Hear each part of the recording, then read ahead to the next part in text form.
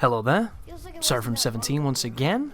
This is my Give Me God of War walkthrough, and we're now moving back through the mountain post the dragon fight with a new tool in our arsenal, which is the lightning arrow that Atreus now has access to.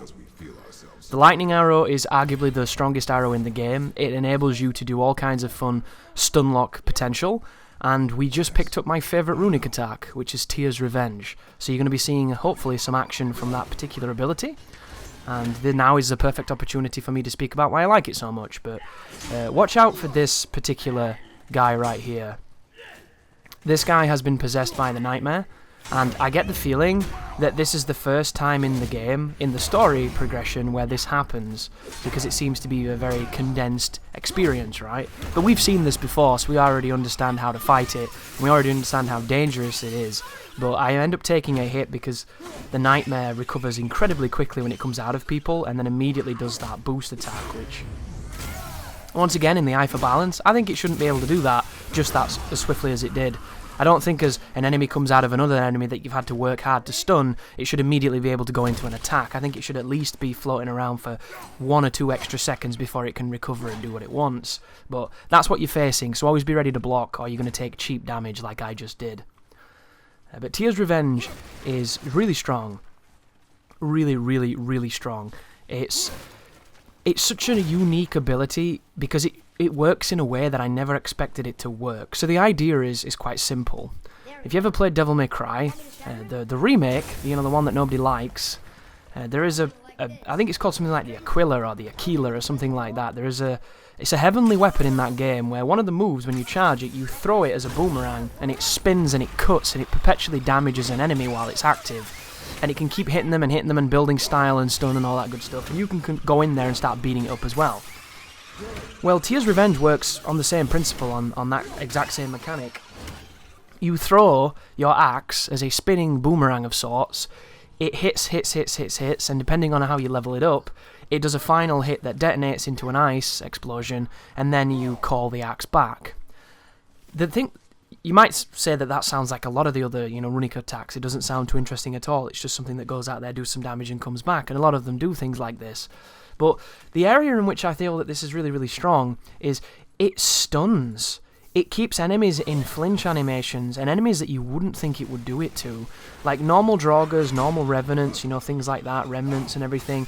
You expect a certain amount of flexibility because they're a weaker, smaller enemy type, right? But then you throw it at an ogre, and you throw it at a troll, and you throw it at a boss, and they get into the same loop of being stunned as the normal enemy does.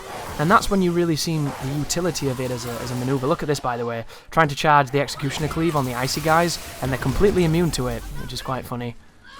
Always trying, though. You got to be a trier, right? So you look at it then less about how much damage it does, less about how much stun it does, even though it does a decent amount of both. And you look at it then as an opportunity to give you moments to do things. And I use it as kind of like an Oki setup as you would in a fighting game.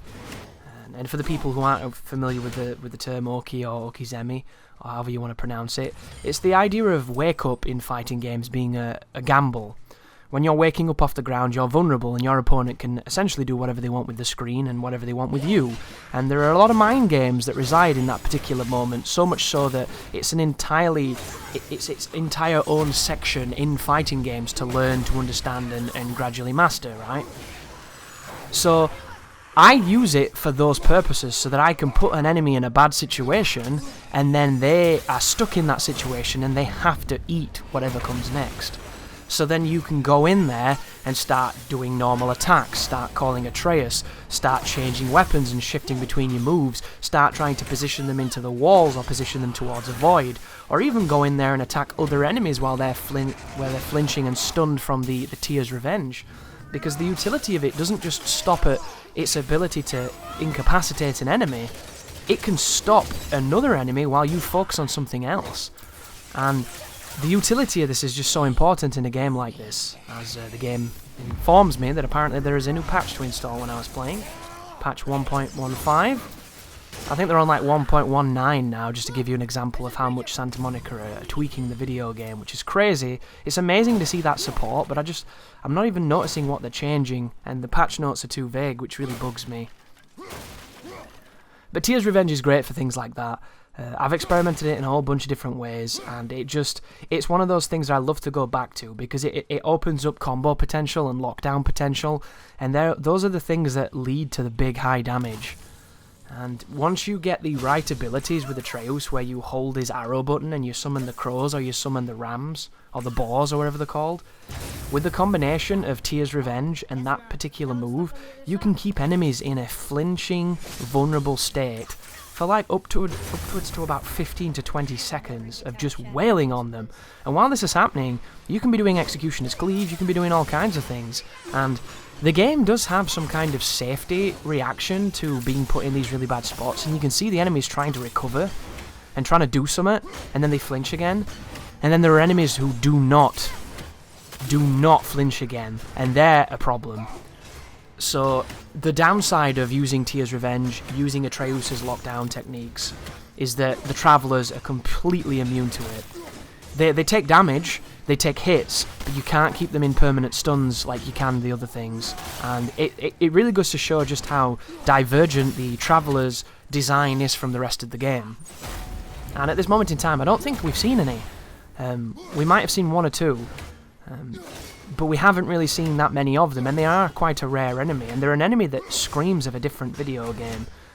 I'll leave it to your imagination as to which one you think it is, but it's just such a very specific, methodical enemy to approach, and they've designed him in a way where he really isn't vulnerable in any moment. He's always capable of doing what he's doing. He reminds me a lot of the Iron Knuckles from Ocarina of Time, if you remember those fellas, because they were just these big, hulking, lumbering dudes who took a big beating and always were able to give it back.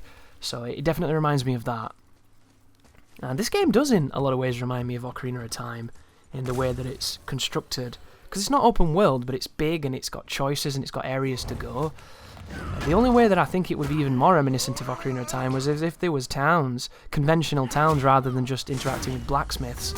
And I hope that that's something that the game goes towards, because I love the idea of an area where people are populated and, you know, people are doing their own things, and the potential for side quests and side tangents and, you know, different storylines and things. I think that stuff is fantastic, and it's one of the reasons why I really like Majora's Mask, because I feel like as much as Majora's Mask is more of a modest chunk of intense Ocarina of Time, it manages the manipulation and the development of a world and its characters much better than Ocarina of Time did, I think. Because in Ocarina of Time, of course, it was all fleeting. Went to an area, developed the area, left the area, and then generally didn't come back unless you were an adult, and then you came back and did something different, and then you were done, right? Everything was like a two-hitter-quitter. Whereas in Majora's Mask, there's a lot of go here at this time and see this unfold, go here at that time and see this unfold, and it definitely felt like they were really expanding on the idea of that, and it was way ahead of its time when you look at some of the other things that's happened in video games since then. It was really interesting, of course awkward and really hard to figure out at first unless you were using some kind of guide, but still really interesting, and Nintendo showing why they are as well respected as they are, and rightly so too. But after you finish killing the dudes, I think they're called remnants. I always get them confused with revenants. I should look at the bestiary, but I haven't turned the game on in a while because I've been too busy editing this walkthrough, which is pretty damn long at this point. And when you tell Atreus to look at some kind of symbol like I did, and then you try and do an interaction that involves using him, like climbing, it will not let you do it, because he'll be in the animation of whatever he's doing, and if you watch this, he's vanished, and then he reappears. So I'd managed to somehow lock him out of the game and despawn him until I went back to that pillar, and now when I come over here, it will let me climb. But that is the one of the downsides to this one camera style that they're using. It's 100% indicative of how they've made the game, and if you do something out of sequence that they didn't intend to be done, you can run into moments like that, which is pretty funny but also kind of awkward. But once outside onto the mountain top, we can proceed forward, and there's going to be a couple of dudes coming out of the snow, very slowly and methodically and intimidatingly so, but you don't have to worry, because you can just knock them off with the wonders that are the Guardian Shield. And I really like the bare-handed style in this game. It takes some getting used to because it is quite slow. It does feel quite limited, but it's one of the parts of the game I've come to really enjoy because it benefits you in a lot of ways that aren't immediately apparent. And in a fight such as this, to fight these guys traditionally would take a decent amount of time because you'd be juggling them and bouncing them and hitting them and launching them and executioning them and everything. Whereas if you just use the running heavy attack with the bare-handed stance, you just knock them off. Bye. Really powerful to know, really useful too. And you start the game with this move, you don't have to buy it. That move right there, you have to buy. Oh no, you don't. You do have to buy it. Shit. Oh my goodness. You don't have the running attacks, do you? That'd be so good if you did. If you had that running shield, that would be fantastic, but you do have to buy it. Bummer. Well, that's made me sad now, because for some reason I'd associated with having that from the start, but it's not true. You don't have any of those moves. Damn, that's going to make it even harder. Interesting. Anyhow, it's good to imagine a world that could be different, right? But yeah, that move is fantastic. Buy that move, guys. Lament the fact you have to buy it, and buy it, because it's superb. But I've trimmed out a bunch of cutscenes just there as we climbed up the mountain, and this is where we're going to be introduced to Mimir, who is the smartest man in all the lands, apparently. And now that we have his head on our belt, we have to resurrect him, and to do so we have to go to the witch in the forest, who it's going to turn out is a little more than a witch, which is quite interesting because if you know anything about Freya in traditional Norse mythology, you will also know that associated with the things that she is goddess of, one of them is warfare. So in a lot of ways, while not specifically mentioned as god of war, she is a goddess of war, and death as well. And then this game mentions that Tyr is also a warring god, a god of war, which I don't know too much about Tyr. So it seems like the Norse pantheon has a lot of capacity for war gods, because isn't Thor also associated in some ways as the god of war as well? Obviously he's the god of lightning, but I think in some ways he has a warring side to his godliness. There's quite a lot of them that are quite associated with it, but I remember Freya quite fondly because I played a game called Valkyrie Profile, and in that game Freya is a massive piece of the lore because she's a massive piece of the Norse myth as well. So for her to be in this game and to be represented the way that she is, it's quite interesting. And then of course you see the Valkyrie epiphany, and then it makes a lot more sense, right? Because she was a really, really, really, really strong warrior. There's a wonderful part of Valkyrie Profile where, if you don't know about that game, you are tasked with finding warriors for Ragnarok, for the end of the world. And if you do a bad job, you get punished for it by Freya. And it puts you in a fight against her that's completely unwinnable, because she has max stats of everything. So when you attack her with your best stuff, nothing touches her, and then when she attacks you, she does damage numbers you've never seen before. It's insane, and it exists as an unwinnable boss fight to punish you for essentially playing the game like shit, which I think is fantastic. But yeah, interesting when you know about the characters and the differences in them, right? But one thing that is to be kind of tentatively stepped on is the Marvel approach towards the religion, or the myth, because a lot of people take Marvel as canon when Marvel had they played quite loose with the actual myth stories, and some of the information is just not the way that it's presented in the old folklore.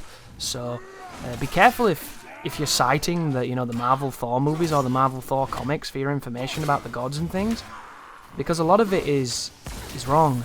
It's been amended and changed and adapted to make it more interesting to them. And that's a good thing in a lot of ways, because it means that creatively you can have different versions of it. And that's the best thing about telling any kind of story, right? You can tell it your own way. And that's exactly what they're doing with this God of War, so it'll be really interesting to see how they treat everything. Because at the end of this game, of course, you've made some choices that have made enemies and made people dislike you a lot, and it'll be interesting to see how that changes. But right there in that chest is the Muspelheim realm cipher, which leads to Muspelheim, which is one of the worst realms in the game, in my opinion. It's a completely wasted opportunity and incredibly laborious and boring.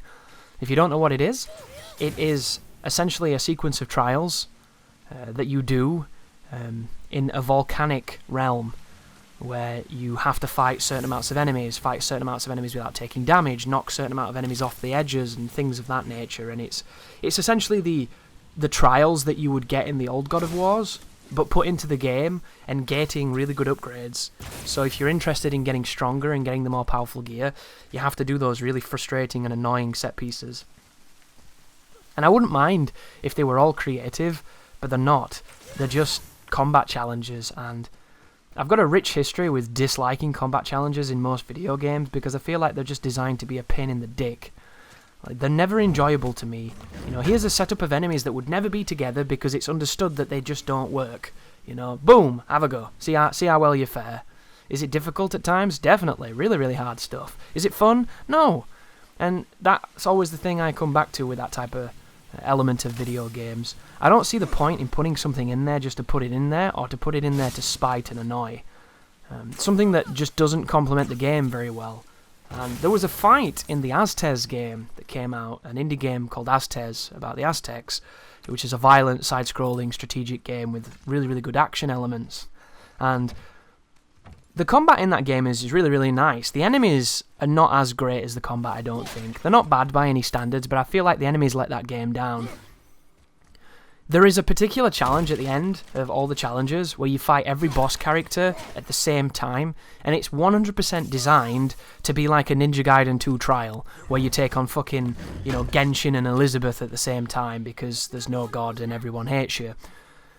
And it's the same kind of feeling there, where it's fun because you know it's preposterously stupid and unrealistic and not even feasibly fathomable as to how this can be done correctly, but through playing it a lot, you come to realise that you can do it, it can be won, and it's grueling, and it forces you into a place that you would never normally see in that game because it's just not as demanding as that fight is.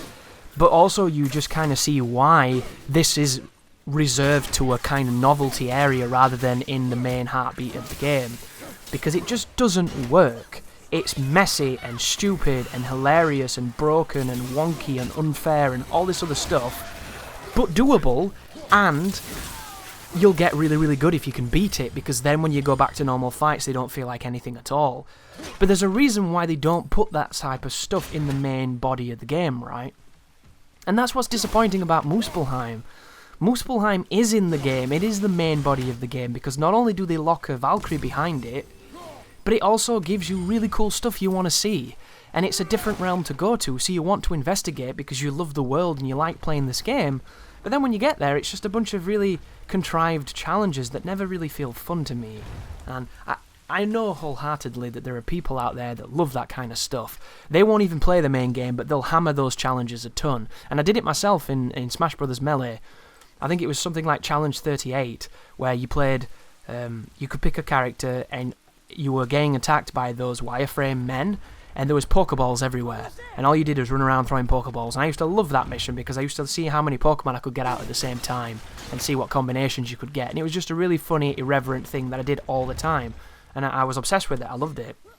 But I did that because it was fun, right? It was doofy and stupid and in a really fun way. It wasn't, you know, kill yourself, have a heart attack, rip your hair out trying to understand how you do this.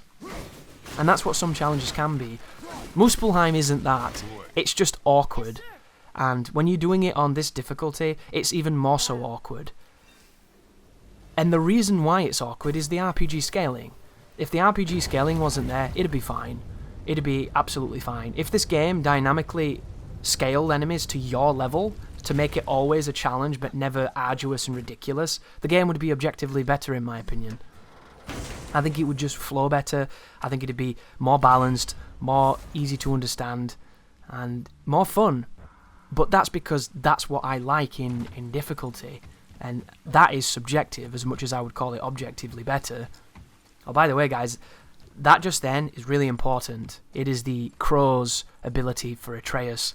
It's the move I'm going to be using for the rest of this playlist, and it's really, really effective at stunning enemies. If you're ever in a situation where there's nightmares or an ogre or something you need to get rid of, like a revenant immediately, cast that move. It will stun all the enemies in the vicinity and you can go and bully whichever one you don't like. The only enemy that can get out of it, seemingly, are the heavy bee boss guys with the blinding staffs, and the Travellers. Everybody else seems to get stuck in it really effectively, even the bosses. Of course, there are exceptions to the bosses. Boulder is a good example of this. He has an ability when he's being flinched to instantly recover and do that dashing side punch. I don't really know how or what governs when he can do that, but he's done it in some pretty ridiculous moments, so be very careful. But now that we're outside Freya's house, we have to take on some shield draugrs, and some of them have green life, which is nice, and a level 3 to 4, so depending on what your level is will depend on how effective you are. But if you're wondering why I have such issue with the RPG nature of the game, it's not just the numbers behind it, you know, the generic, he has higher this because he's higher here, and so on and so forth. It isn't just that. It's that your level dictates how effective your attacks are against the enemies. And I don't like that. I don't like being governed by arbitrary stats. To me, it just doesn't suit action games. It never will. That's not to say that action games can't have RPG mechanics in them, because my dream game is an action game on the scope of something like a Fallout, where you have a massive, intricate world with tons of stuff to do, tons of story potential, tons of diversity, but at the base of it is an amazing action game with great animations and great enemy AI and great challenge levels because it's immaculately designed, right? So, I believe it can exist. I believe that if Scalebound had continued to be something, it could have been a good contender for a game like that. I was obviously a little bit worried about the emphasis on those giant fights, because they looked really slow and weird and not cool at all to me, but I think that the moment-by-moment gameplay of being the character and interacting with the dragon and the big vast world and the opening the chests and everything, I think that could have been great. So I do believe that action and RPG can work together symbiotically, and I think it can be a great relationship. I just feel like the examples of it in modern gaming are weaker than they need be. For instance, look at Transformers Devastation. Transformers Devastation has a very simple but refined combat system, which I absolutely adore. It's kind of a logical next step for Bayonetta, but with not quite the same amount of scope thanks to the weapon choices. That is a game where statistics and equipment really held that game back from being as good as it could be because of arbitrary numbers. But that's the end of the video, guys. Thank you for watching, and you take care now.